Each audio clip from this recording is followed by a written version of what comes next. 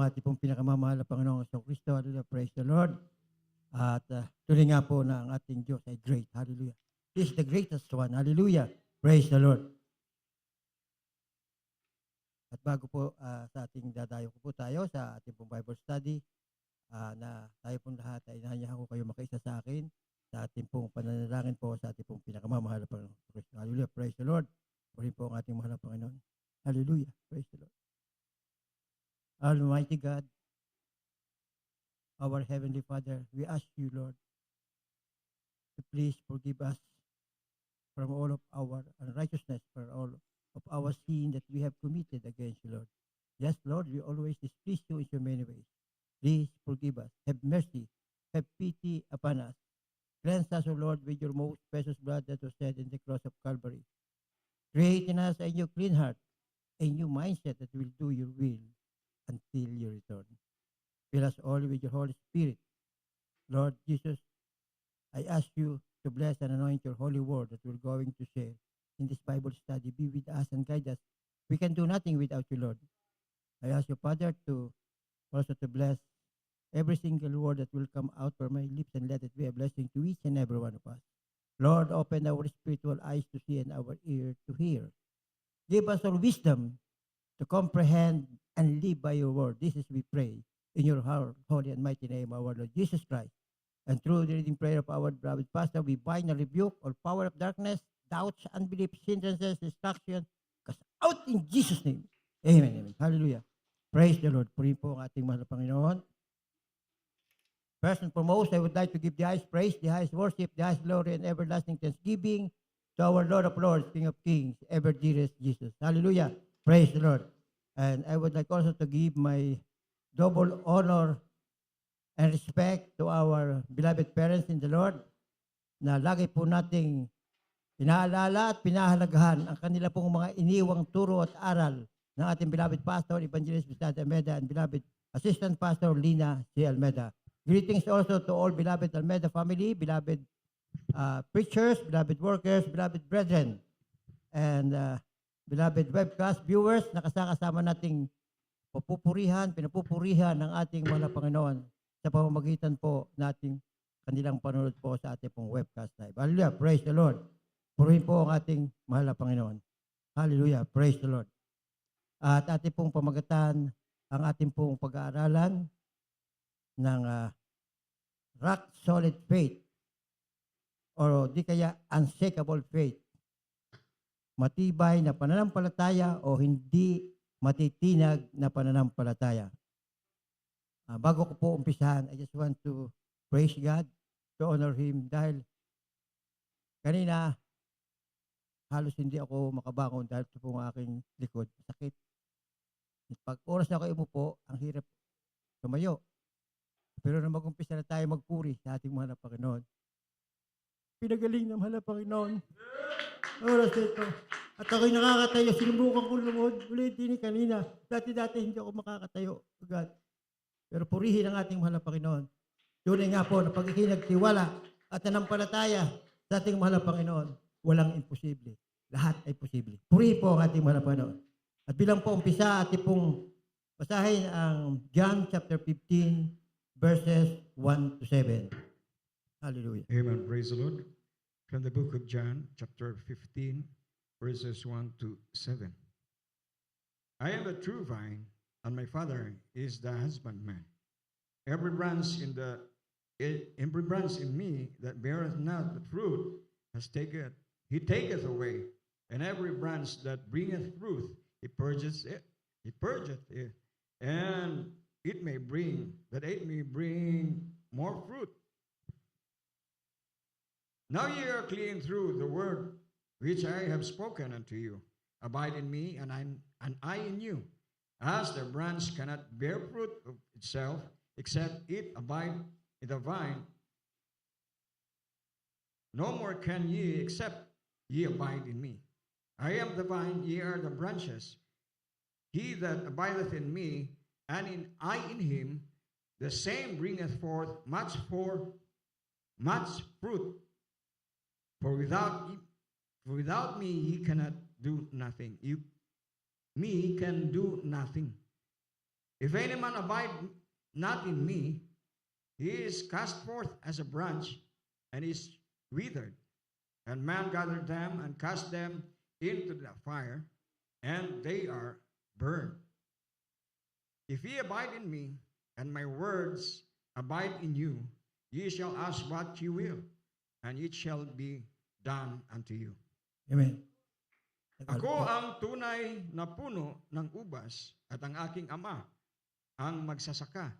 Ang bawat sanga na sa akin ay hindi nagbubunga ay inaalis niya. At ang bawat sanga na nagbubunga ay nililinis niya upang lalong magbunga. Kayo'y malilinis sa pamamagitan ng salita na sa inyo'y aking sinalita. Kayo'y manatili sa akin at ako'y sa inyo. Gaya ng sanga na nagbubunga sa kanyang sarili maliban na nakakabit sa puno. Gayon din naman kayo, maliban na kayo'y manatili sa akin. Ako ang puno ng ubas, kayo ay ang mga sanga. Ang manatili sa akin at ako'y sa kanya ay siyang magbubunga ng marami, sapagkat kung kayo'y hiwalay sa akin, ay wala kayong magagawa. Kung ang sino man ay hindi manatili sa akin, ay siya'y matatapong katulad ng sanga at matutuyot at titipunin ang mga ihahagi sa apoy at mga susunog. Kung kayo'y magsipanatili sa akin at ang mga salita ko'y magsipanatili sa inyo, ay hingin nyo ang anumang inyong ibigin at gagawin sa inyo. Amen. Tuloy po ang madalas salita ng ating mga Panginoon. Ating pong pinakapakan po ang ating pinakamamahal na Panginoon Hesus Kristo. Hallelujah. Praise the Lord. Muling nangungusap sa bawat isa ang ating mga laban through His Word. God bless you po, beloved preachers, for reading the holy word of our loving God. Hallelujah. Praise the Lord. Normally, faith often matures in hardship because trials remind us how dependent we are to the Lord. And as we allow ourselves to trust Him more deeply, we will increasingly find that with Him, we can endure anything. Ang pananampalataya ay madalas na tumitibay, lumalago sa kahirapan. Bakit po? Dahil ang mga pagsubok ay nagpapaalala sa atin kung gaano tayo umaasa sa mahal na Panginoon. Dahil sa ilalim ng pagsubok, kung hindi natin aasahan ang ating mahal na Panginoon, wala tayong magagawa. At habang hinahayaan natin ang ating sarili o tayo ay magtiwala sa mahal na Panginoon ng mas malalim, lalo nating makikita at mararamdaman natin na kasama natin ang mahal na Panginoon. Kaya kaya nating tiisin ang anumang bagay. Hallelujah, praise the Lord. Marami pong mga nilalang na talagang dumadaan sa maraming mga pagsubok. Mananampalataya at hindi man mananampalataya. Ang mga mananampalataya na talagang pinananahan ng banal na Espiritu kahit anong klaseng pagsubok ay nalalampasan dahil ang mahal na Panginoon nasa kanila. Subalit yung mga hindi nananampalataya, pag dumating ang oras na hindi makayanan, sila po ay nagpapakamatay. Pag ikay tinitil mo yung buhay at nagpakamatay, nagkasala ka sa ating mga. Saan ka pupunta? Kaya mo ginawa yun, wala sa iyo yung Diyos. So, hindi ka kasama ng ating mahal na Panginoon. Meron akong isang patotoo. Nakilala ko lang, nakilala nung bali pamangkin ko. Doktora siya. At hindi siya naniniwala sa Diyos. Ang sabi niya, ang pera lamang ang aking Diyos. Dumating sa kanyang buhay, sinesiran ko siya ng, hindi, ang ating mahal na Panginoon yung Diyos. Hindi siya naniniwala. Dumating sa kanya buhay. Palibasa, tinitingin lamang niya ang kanyang kayamanan. At even, hindi siya nagtatago ng pera sa bangko. Meron siyang vault. Ngayon, hindi ata siguro maganda ang pakikitungo niya doon sa kanyang katulong. Yung pamangkin ng kanyang katulong, nilooban siya. Nabuksan ang kanyang kahadiyero, ako ilang milyon na nakuha pati mga lahat. Tapos nang papatayin siya ay, Diyos ko po, Hesus Kristo, iligtas mo po ako.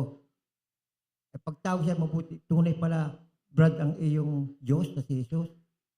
Tunay na Diyos nga. Dahil kung hindi ko nabanggit yung salita, baka ako'y pinatay noon. Hindi bali ang mga kayamanan ko na mawala lahat. So, di napatunayan mo na ko di patuloy and share. Siguro dumating sa buhay niya na hindi niya makayang tiisin yung kahirapan dahil siya na sa buhay na mayaman, unang-una ang kanyang mga kamag-anak ay malayo, nasa abroad. Alam mo yun, bago siya nagpakamatay yun. Pero ang pagtataka ko, palibasa nagkaroon kami ng magandang babae siya, doktora pa, pero may pagkatumboy. Kasi nililigawan niya yung kanyang mga nurse. At yung pamangkin ko ay nililigawan yung nurse. Ang sabi ko sa kanya, hindi, ganito.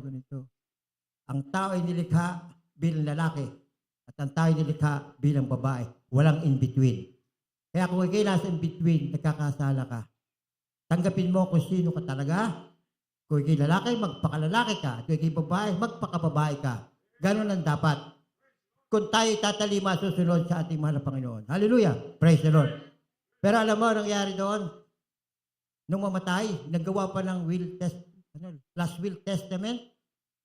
Sinabing ako'y asawa, sa akin pinamana yung mansyon niya. Hallelujah, praise the Lord. Hindi ko tinanggap. Tapos yung, sabi niya pumunta nga sa dito, doon pa sa mga nasunugang bahay dito, sinunog dito.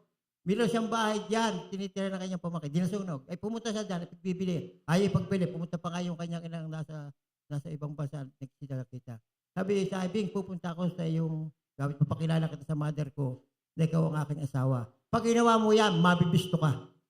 Hindi na nagpunta dito. Hindi abuhin na ng Pilipinas, yung pakamatay. Kaya, kung ikaw ay tunay na mananampalataya, hindi mo gagawin yun dahil bawal yun. Hindi mo dapat titilin. Ang sabi pa nga, ibigin mo ang iyong kapwa na katulad ng pag-ibig mo sa iyong sarili. Hallelujah! Praise the Lord.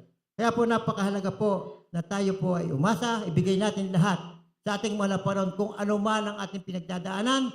Kung tayo po ay binibigyan ng pagpapala, salamat. Kung tayo binibigyan ng kahirapan, salamat din po mga Panginoon. Dahil kung doon ka nililinis ng ating mahal na Panginoon, kaya pinadaan ka sa maraming mga pagsubok para ikaw lumapit ng lubusan sa Kanya. Wala tayong pupuntahan, kundi ang ating pinakamamahal na Panginoong Kristo. Sabi nga po sa 2 Chronicles chapter 7 verse 14, if my people which are called by my name shall humble themselves and pray and seek my face and turn from their wicked way, then will I hear from heaven and will forgive their sin and will heal their land. Kung ang aking bayan ay tinatawag sa pamamagitan ng aking pangalan, ay magpapakumbaba at dumalangin at hanapin ang aking mukha at tilikuran ang kanilang mga masamang lakad, akin niyang hidinggin sa langit at ipapatawad ko ang kanilang kasalanan at pagagalangin ko ang kanilang lupain. Yan po ang sinasabi ng ating mahal na Panginoon.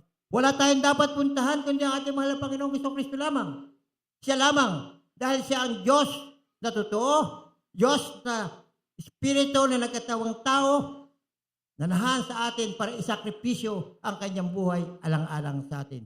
Ay tayo, kahirapan lamang ng konti, abay, hindi na makayanan yung kinikita ng buhay. Kung ang mahal na Panginoong Kristo ay Diyos na nagkatawang tao na bumaba dito sa ibabaw ng lupa para sa ating mga kasalanan, para ang sino man tatanggap sa Kanya bilang Diyos sa sariling tagapagligtas, ay magmamana ng buhay na walang hanggan, na makakasama niya sa buhay na walang hanggan. Hallelujah, praise the Lord.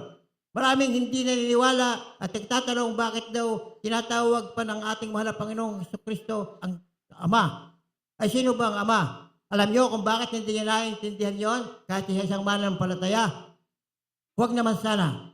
Kung tinanggap niya ang mahal na Panginoong Kristo bilang Diyos sa sariling tagapagligtas at nagpabautismo siya sa pangalan ng ating mahal na Panginoon, siya ay patatawarin sa kanyang kasalanan at siya'y bibigyan pa ng banal na Espiritu. Anong ibig sabihin noon? Kung wala kang banal na Espiritu ng Diyos, hindi mo magagawa kung ang kalooban ng ating mahal na Panginoon. Dahil iba ang gagawin mo. Iyon ay sinabi sa banal na kasulatan. Kinakailangan tayo may banal na Espiritu na sa nating magiging gabay at matubay habang tayo ay nandito sa ibabaw ng lupa upang magampanan natin, magawa natin ang tamang kalooban niya at tayo umiwas doon sa mga mali. Kaya nga sinabi niya, makipot ang daan papunta sa buhay na walang hanggan. At ang papunta sa kapahamakan ay maluwag. Dahil walang bawal. Sa atin, maraming bawal.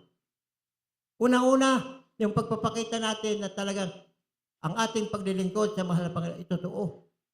Naniniwala tayo sa kanyang banal na salita. At hindi ka lang naniniwala. Hindi ka lang nagbabasa ng kanyang banal na salita. Kailangang ipamuhay mo ang banal na salita ng ating mahal na Panginoon. Ano sabi nga doon sa sa John 15:5. Ako ang puno ng ubas, kayo ang aking mga sanga. Ang nananatili sa akin at ako'y sa kanya at siya'y nagbubunga ng marami, sapagkat kung kayo hiwalay sa akin, ay wala kayong magagawa. Purihin po ang ating mahal na Panginoon. Hallelujah! Praise the Lord. Ang susi ng kayong matibay na pananampalataya ay ang isang matalik na kaugnayan sa ating mahal na Panginoon. Paano ka magkakaroon ng matalik na kaugnayan sa ating mahal na Panginoon kung hindi mo sinasabuhay ang kanyang banal na gawa o ang kanyang banal na utos? Kinakailangan ating isang sambahin sa espiritu at katotohanan.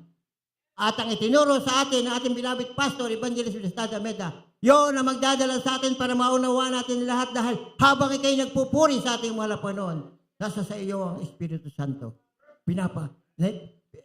Nalumulumuok sa iyo. Pinananang ka ng banal na Espiritu. Habang ikay nananalangin, kinakailangan pag ikay nananalangin, hingi ka muna ng tawad. Dahil may mga kasalanan tayo nagagawa na alam natin at hindi hihingi tayo para ikaw ay patawad. Kung ikay pasalanan sa hihingi, hindi mo naman ginagawa yung kanyang dapat, yung mga inuutos niya, hindi ka pagbibigyan batay sa sinabi natin sa binasa ko 2 Chronicles 7:14. Kinakailangan umalis tayo sa kasalanan para mapakinggan yung ating mga panalangin. Hallelujah. Praise the Lord. Purihin po. Sinasabi ng mahal na Panginoong Kristo, ako nga ang puno ng ubas, kayo ang sanga, ang nananatili sa akin at ako sa kanya, at nagbubunga ng marami, sapagkat kung kayo hiwalay sa akin, ay wala kayong magagawa. Sa kaligtasan, tayo ay inihugpong o idinugtong tayo sa puno ng ubas. Walang iba kundi ang ating mahal na Panginoon na naghahulugan na ang kanyang espiritu ay nabubuhay at kumikilos sa atin at nagbibigay ng patuloy na koneksyon sa pagitan ng Ama at ng Anak. Sa makatuwid, tayo ang anak. Ay sino ang Ama? Sino nagsasalita? Ay di siya. Ang mahal na Panginoong Jesucristo ay tao bahal siya ipinanganak. Siya ang Diyos dahil siya ang Espiritu. Ang nananahan sa ating mahal na Panginoong Jesucristo ay ang Espiritu ng Ama. Even sinabi ng ating mahal na Panginoong Jesucristo, ang sabi niya, my Father and I are one. Yan ang sabi ng ating mahal na Panginoon. Sinabi yon sa kanyang mga apostoles nung may isang tanong pa nga ni Filipe ba yun?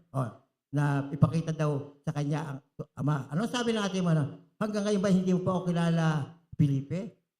Hindi mo ba alam na ang tagal mo na ang nananahan sa kung nakita mo ako, ay nakita mo na rin ang Ama. Anong ibig sabihin? Talagang siya ang Ama, siya ang Anak. At ano ba ang sabi? Ilan ang Diyos?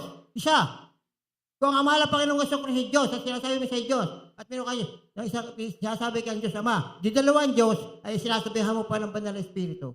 Ang banal na Espiritu, yung Espiritu ng Diyos, na binigay sa atin. Kala mo, kaya yung mga apostoles ng ating nung sa paalis na pupunta na babalik sa langit, huwag kayong aalis diyan at padadala ko kayo ng banal na Espiritu. Ganon. Kaya, yung kanyang mga apostolik na nandito nagagawa, narito pang mahal, pero nung wala na. Anong wala na? Itinangis siya ni nung nakita ni Pablo na kukrus na ipapako na sa krus. 3 beses siyang itinakwil, hindi sa kilala. Subalit, nung huli, nagsisi siya. Pangalan ito, si Judas. Pinagbili niya ang ating mahal na Panginoon. Kasama yun ng mahal na Panginoon. Sa paghayo o sa pagpapalaganap ng banal na salita. Pero ipinagbili siya sa 30 pirasong pilak. Anong ginawa ni nagsisi siya, binalik niya yan. Pero nagsisi lamang siya, pero hindi siya humingi ng tawad sa ating mahal na Panginoon. Yung remorse. Ang remorse, nagsisisi, pero hindi ka humingi ng tawad. Katulad ni Dimas at ni Hesta, nung kasama siya ng ating mahal na Panginoon sa krus ng Kalbaryo, si Hestas, tinutungayo pa ang mahal na Panginoon. Kung ikay turing na Diyos, bumaba ka dyan at iligtas mo ang sarili mo at kami iligtas mo. Anong sabi ni Dimas?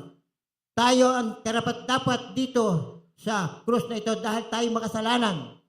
Tapos sinundan niya, mahal na Panginoon, alalahanin mo ako pagdating mo sa iyong kariyan. Anong sabi ng mahal na Panginoon?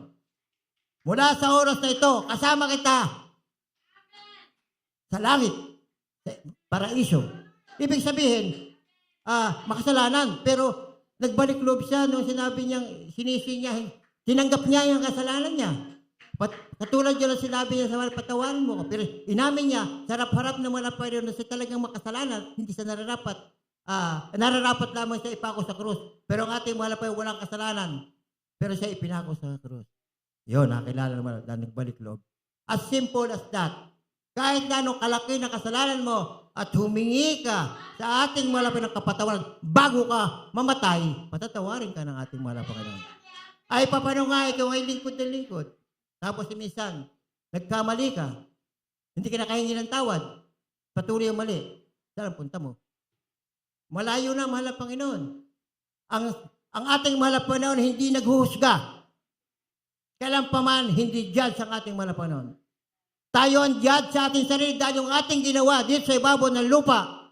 Alam na pala, mahal na Panginoon, ang tama, alam ang sumusunod sa kanya, alam ang mali. Titimbangin yung ating ginawang tama at saka ng mali. Ang maghuhusga sa atin, yung tama na ginawa mo, ibig sabihin, pag tama ang ginawa mo, sa mahal na Panginoon. Pag mali, hindi ka sa kanya. As simple as that. Marami hindi alam yung mga ganyang bagay, hindi na nakaintindihan. Pero hingin mo sa mahal na Panginoon bago ka magbubukas sa iyong Biblia na ipaunawa sa iyo ang kanyang banal na salita at ipaunawa sa iyo. Hihingi ka muna ng tawad dahil tayo oras-oras nagkakamali sa ating mahal na Panginoon. Bakit po? Sinabi pa sa James 2:10 na kahit nagagawa natin ang ating pagtalima o pagsunod sa lahat ng kautusan. Subalit meron kang isa na nakaligtaan, nagkasala ka sa lahat. Hallelujah, praise. Ganong kahirap noon. Dahil talagang tiklop-tuhod na gumagawa ng paraan na bilang tao, nasa laman tayo, nagkakamali tayo.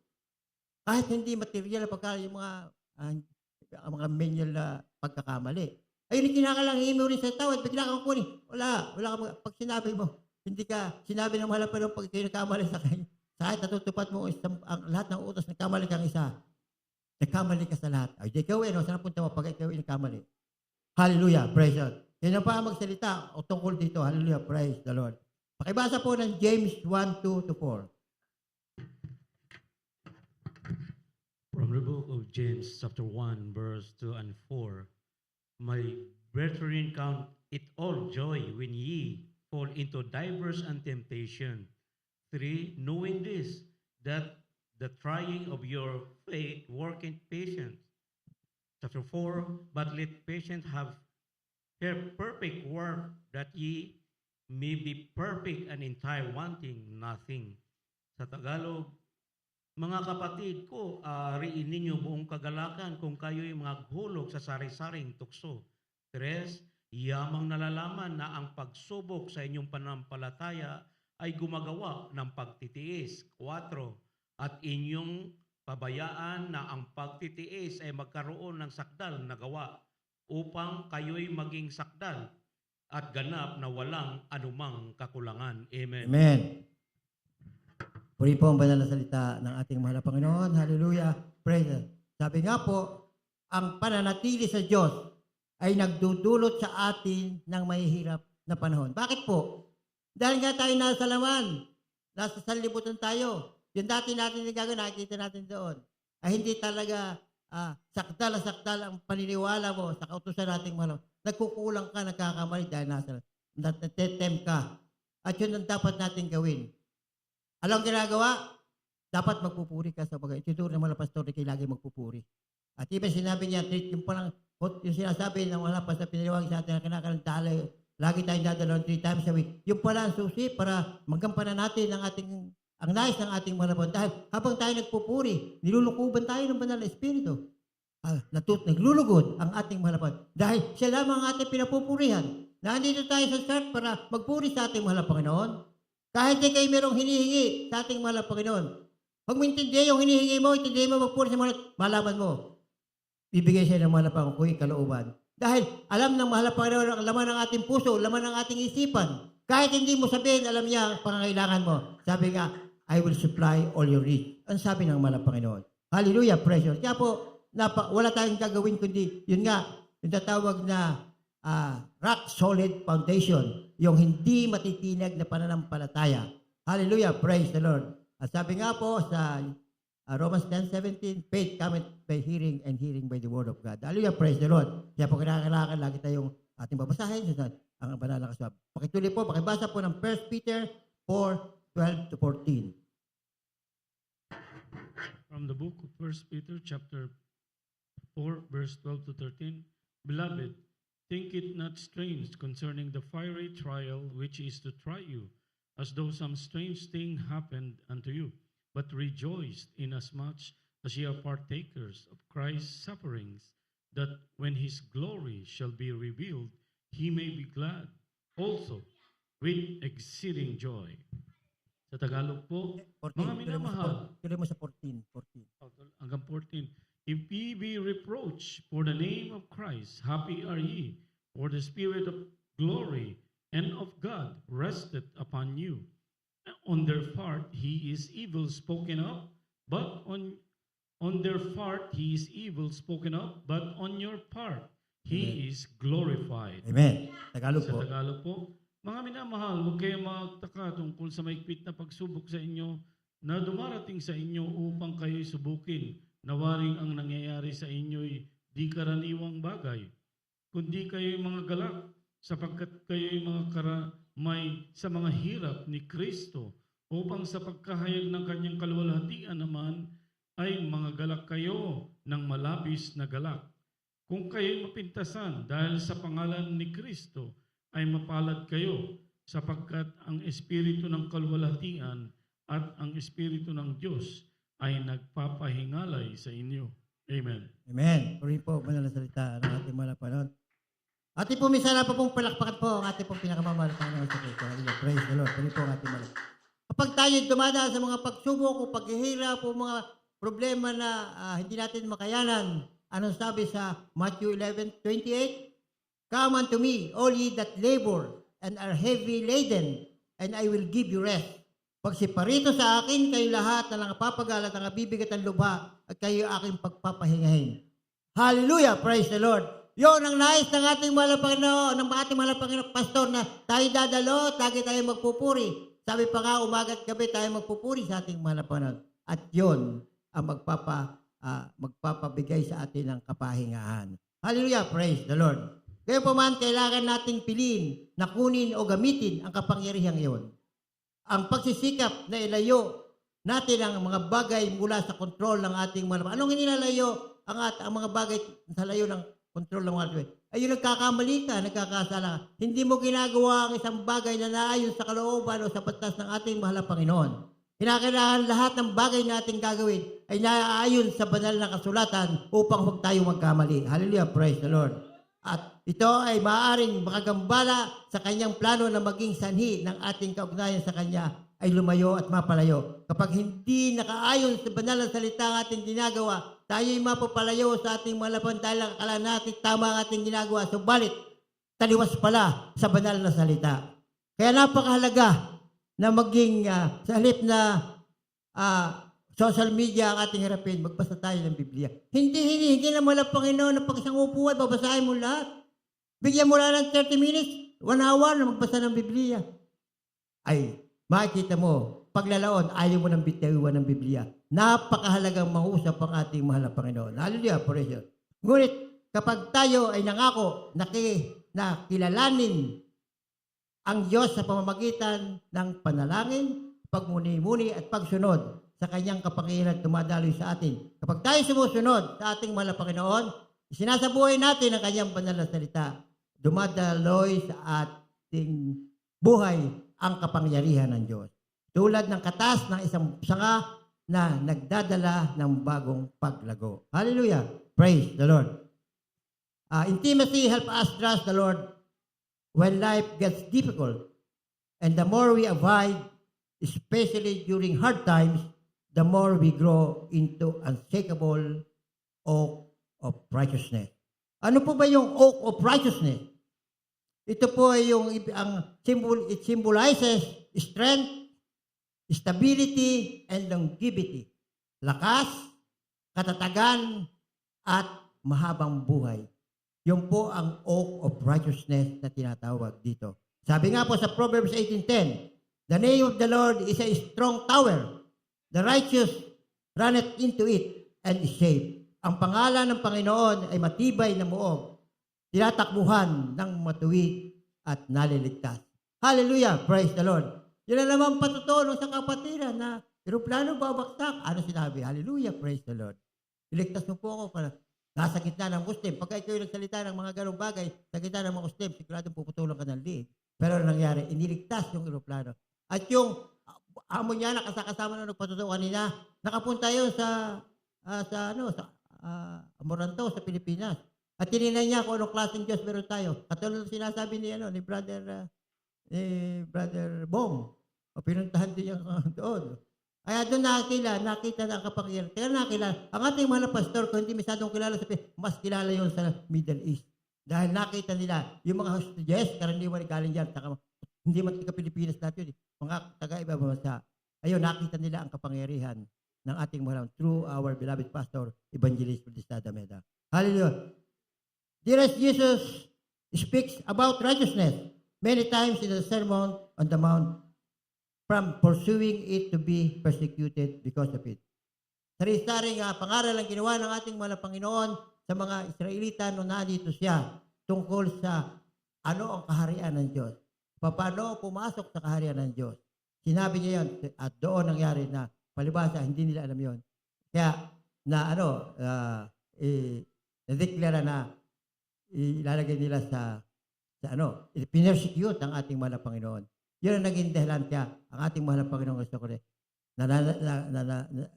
hahayag siya ng tama para magmana ng buhay na walang hanggan. Sumasansala yung maling paniniwala, sa halip ang ginagawa yung kanilang kung ano ang nais nila, hindi ang ginagawa yung salita ng Diyos, yun ang nangyari. Nalaman ng mahal na Panginoon kung sino talaga ang Kanya. Yung mga tinawag, dapat may tinawag. Kung ikay tinawag, kinakailangan ipamuhay mo ang banal na salita. Hallelujah, praise the Lord. Tayong lahat, tinawag tayo ng ating mahal na Panginoon. Bakit tayo narito? Di ba ating pinapupurihan nating mahal na Panginoon, ginagawa natin ang Kanyang kalooban? Patunayan natin sa ating mahal na Panginoon na ating ginagawa ay tunay na para kalooban ng ating mahal na Panginoon. Mahalin natin ating kapwa na katulad ng pagmamahal natin sa ating sarili.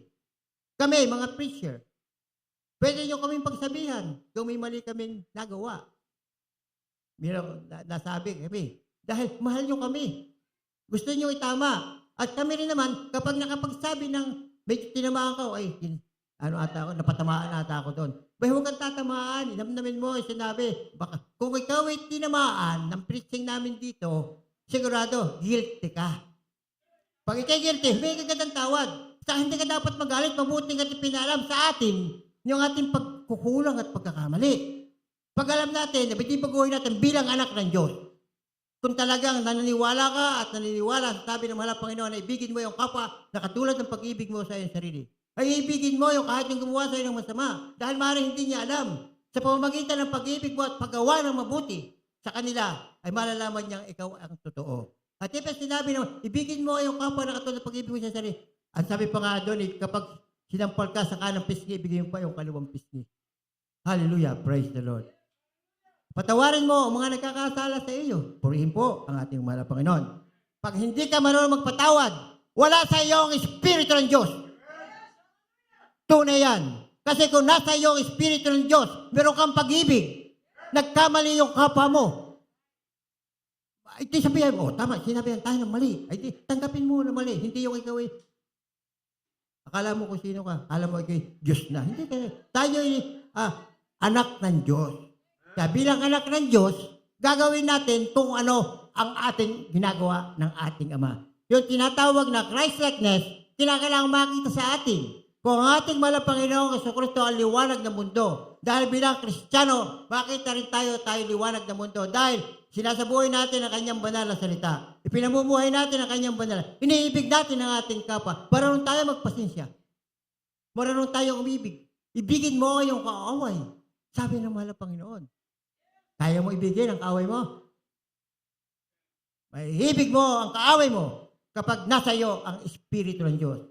Kung wala sa iyo ang Espiritu ng Diyos, ay hindi mo kayang ibigin, baka yun ay sisilipin mo sa tubo. Hallelujah, praise the Lord.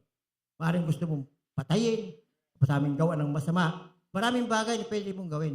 Pero palibasa, nasa Espiritu, sa atin ang Espiritu ng Diyos, ang gagawin natin ay atin siyang ipapanalangin, pakikita natin ang ating pag-ibig sa kanila. Hallelujah! Praise the Lord. Pakibasa po ng Matthew chapter 5, verses 6, 10, and 20. From the book of Matthew, chapter 5, verses 6, 10, and 20. Blessed are they which do hunger and thirst after righteousness, for they shall be filled. 10. Blessed are they which are persecuted for righteousness' sake, for theirs is the kingdom of heaven. 20. For I say unto you that except your righteousness shall exceed the righteousness of the scribes and Pharisees, ye shall in no case enter into the kingdom of heaven. Amen. Sa Tagalog, Tagalog po. sa 6, mapalad ang nagugutom at nauuhaw sa katwiran sapagkat sila'y bubusugin.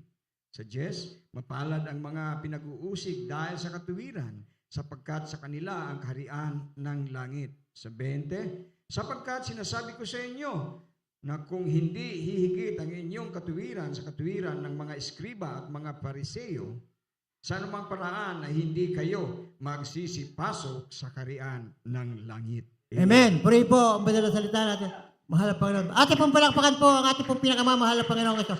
Sabi nga isang malakas na palakpak. Hallelujah. Praise the Lord. At patuloy siya nangungusap sa atin. Patuloy ang mahal na Panginoon tayo binabago ng ating mahal na Panginoon. Hallelujah. Praise the Lord. We can easily think of pursuing righteousness in terms of following rules or abiding by the words of God. But it's much more than that. To pursue righteousness is to live with unrelenting desire to justice and holiness. It's like selling all our possessions in order to buy the field where we know treasure is buried. Madaling nating maiisip na ituloy ang katwiran sa mga tuntunin o pagsunod sa salita ng Diyos. Ngunit ito higit pa rito, ang paghahangad ng katwiran ay ang mamuhay na walang humpay o tuloy-tuloy na pagnanais para sa katarungan at kabanalan. Ito ay tulad ng pagbebenta o pagbibili ng lahat ng ating ari-arian upang mabili ang bukid kung saan alam nating may nakabaong kayamanan. Hallelujah, praise the Lord. Naalala ko tuloy yung isang bata, isang teenager na nagsabi sa ating mahal na Panginoon daw siya mahalitan. Sinabi ng ating mahal na Panginoon yung mga 10 utos, gano'n gawin mo, gano'n. Sabi, ginagawa ko yun. O sige, pagbili mo lahat ng iyong pag-aari at sumunod ka sa akin. Ay tumulikit na yung mama, hindi niya kayang bitawan, hindi niya nalaman na inaalok sa kanya ng mga higit pa sa kayamanan dito sa ibabaw ng lupa. Kayamanan sa kalangitan. Maaring mahirap paniwalaan dahil tayo nandito pa sa ibabaw ng lupa. Pero batay sa ating mga nakita at mga kababalagan na nakita natin sa Jesus Miracle Crusade International Ministry. Tunay na may langit na nakaabang sa ating mga mananampalataya na tumatalima sa utos ng ating mahal na Panginoon. Tunay din ang impyerno para sa mga tao na hindi nakilala o hindi tinatalima o sinusunod ang kutusan ng ating mahal na Panginoon. Hallelujah, praise God. Pakibasa po sa Matthew chapter 13 verses 44 to 46.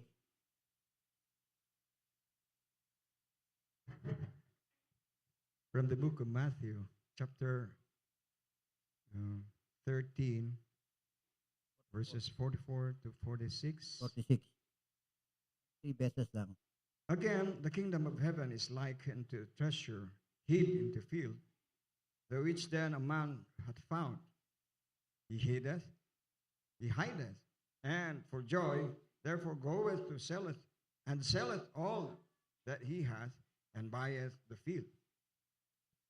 Again, the kingdom of heaven is like unto a merchant man, seeking goodly pearls, who, when he had found one pearl of great price, went and sold all that he had and bought it.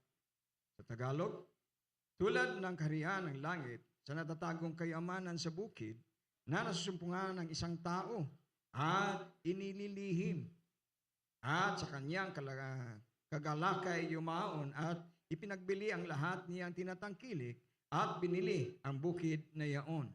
Gayon din naman ang kaharian ng langit ay katulad ng isang taong mga ngalakal na humahanap ng magagandang perlas at nakasumpong ng isang mahalagang perlas at yumaon siya at ipinagbili ang lahat niyang tinatangkilik at binili yaon. Amen. Puri po Praise the Lord. ang ating mahal na Panginoon. Kung ating pong iyahalin tulad sa ating buhay, nakakita na po tayo ng perlas ang ating mahal na Panginoon. Ano yung pagbibili natin? Wala nga akong pag-aari. Ay di yung pagbili mo yung sarili sa mahal na Panginoon, sundin mo ang kanyang mga banal na utos, ipamuhay mo ang kanyang banal na utos. Yon ang pagbibili natin, sarili natin sa ating mahal na Panginoon. At yon ang nais ng ating mahal na Panginoon. Tayo mahal ng ating mahal na Panginoon. Binuwis niya ang kanyang buhay, alang-alang sa bawat isa, nang sino man tumanggap sa kanya bilang Diyos sa sariling tagapagligtas, ay maliligtas. Purihin po ang ating mahal. But we don't engage in the pursuit out of obligation or anxiety. Jesus taught that the man who sold everything to buy the field did it out of joy. We would be joyful too if we believe we were gaining something worth more than all our possessions combined. And this is how we should understand God's love for us. Nothing on earth can compare to the riches we have in Him. Ngunit hindi tayo nakikibahagi sa gawain ito dahil sa obligasyon o pagkabalisa. Itinuro ng mahal na Panginoong Jesucristo na ang taong pinagbili ang lahat upang mabili ang bukid na may kagalakan, magiging masaya rin tayo kung maniniwala tayo na naghahangad tayo ng higit na halaga na pinagsama-sama ng lahat ng ating pag-ari-arian. At ito ay kung paano dapat maunawaan ng pag-ibig ng Diyos para sa atin. Walang anumang bagay sa lupa ang mayahambing sa kayamanan na mayroon tayo sa Kanya. Hallelujah! Praise the Lord! Tunay na kayamanan ang ating nasumpungan. Ang Diyos na may gawa ng langit at lupa.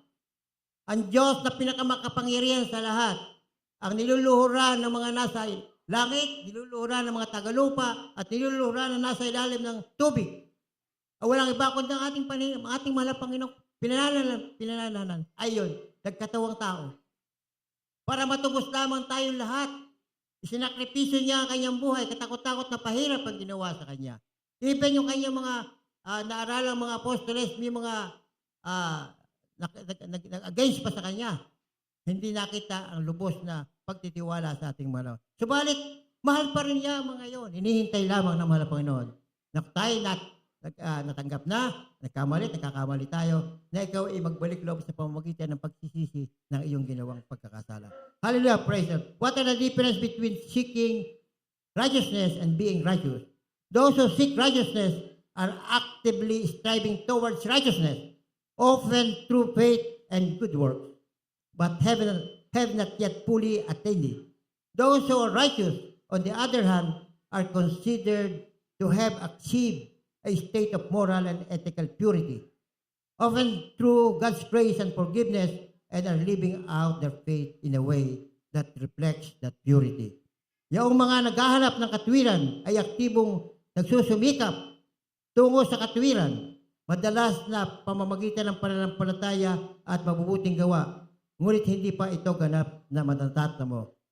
Ang mga matuwid sa kabilang banda ay tinuturing na nakamit ng isang estado ng moral at etikal na kadalisayan. Kadalasan sa pamamagitan ng biyaya at pagpapatawad ng Diyos at namumuhay sa paraang pagpapakita ng kadalisayan niya. Kapag tayo namumuhay ng batay sa ating banal na kasulatan, yung sabi ko kanina, ang ating mahal na Panginoong Jesucristo ang ilaw. Kung tayo naniniwala sa ating mahal na Panginoon, pinamumuhay niya, ay dapat din makita sa atin ang liwanag bilang isang anak ng ating bilang isang Kristiyano. Paano makikita ang dalisay? Kung may kapunting nagawa sa iyong pagkakamali ang iyong kapwa, ay galit ka na agad. Halos pinagsakluban ka na ba? Hindi ganon. Tao yun nagkakamali. Dapat maunawaan natin. Kung hindi ka marunong maunawa, hindi ko sasabihin, wala sa iyo ang Diyos. Nagkakamali ka lamang. Dahil ang gusto ng Diyos, tayo ay may pagpapasensya, may pangunawa sa ating kapwa. At yun ang mahalaga. Mahalin mo iyong kapwa na katulad ng pagmamahal mo sa iyong sarili. Di kapag tayo nagkakasala, tinanggap natin na kasala, tayo nagsisisi, tayo nahingi pa ng tawad. Ay, ganoon lang naman tayong tao eh. Nandito pa tayo sa ibaba ng lupa. Basta mahalaga, tayo nahingi ng tawad. At huwag mo na uling gagawin yung kasalanang nagawa mo ngayon. Hallelujah. Praise the Lord. Purihin po ang ating pong pinakamamahal na Panginoong Jesucristo. Seeking righteousness emphasizes the ongoing process of striving for righteousness. It suggests a journey of learning, growing, and developing a moral compass aligned with God's standard. This may involve seeking God's guidance, studying scripture, and engaging good deeds. It is a dynamic, ongoing process of striving for moral and ethical purity. Ang paghahanap ng katuwiran ay binibigyan din sa patuloy na proseso ng pagsusumikap para sa katuwiran. Iminumukha nito ang isang paglalakbay ng pag-aaral, paglago at pagbuo ng isang gabay na patakaran na nakaayon sa pamantayan ng Diyos. Maaring kabilang dito ang paghahanap ng patnubay ng Diyos, pag-aaral ng banal na kasulatan at paggawa ng mabuting gawa. Ito ay isang pabago-bago patuloy na proseso ng pagsusumikap para sa moral at ethical na kadalisayan. Pag makikita sa atin ang nasasalamin sa ating buhay ang ating mahal na Panginoong Jesucristo, pinagpala ka, malawad dahil ang banal na Espiritu ay sumasa iyo lagi, hindi kanya pinababayaan. Hallelujah, praise the Lord. Kaya pag kami saan, pag tayo nagkukulit, kakamali, higit tayo ng tao, huwag na natin gagawin yung mga nagawa natin. Being righteous implies a state of being conditioned of having been made right with God. Open through faith and the forgiveness of sins, it suggests that one's life and action are a reflection of the righteousness that has been granted or imputed by God.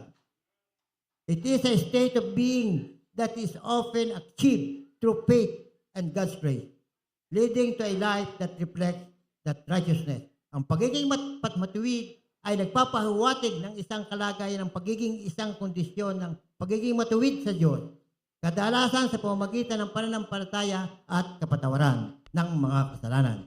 Pinahiwatig nito na ang buhay ng mga kilos ng isang tao ay paglalarawan o pagmumuni-muni ng katuwiran na ipinagkaloob sa kanya ng ating mahal na Panginoon. Ito ay isang estado ng pagkatao na kadalasan nakakamit sa pamamagitan ng pananampalataya sa kapangyarihan ng Diyos na humahantong sa isang buhay na sumasalamin sa katuwirang iyon. Hallelujah, praise the Lord. Kaya po, lahat po ng pinanggagalingan na ating panahon ay talaga pong sa pakikinig ng banal na salita at pagbabasa ng banal na salita. Dahil sa banal na kasulatan, dito nangungusap ang mahal na Panginoon para sa atin. Kung huwag niyo kakalimutan na hindi magbabasa ng ating banal na kasulatan. At bago uulitin ko, bago ka magbabasa, hingin mo ang guidance ng banal na Spirit at baka ibang Spirit na mapunta. Kasi napakarami nagbabasa ng Biblia. Pero bakit hindi nila matuklasan, maunawaan ang sinasabi? Dahil wala silang banal na Espiritu. Puri po ang ating mahal na Panginoon at sa po ating awitan ng isang makalangit na awitin. Hallelujah, praise the Lord.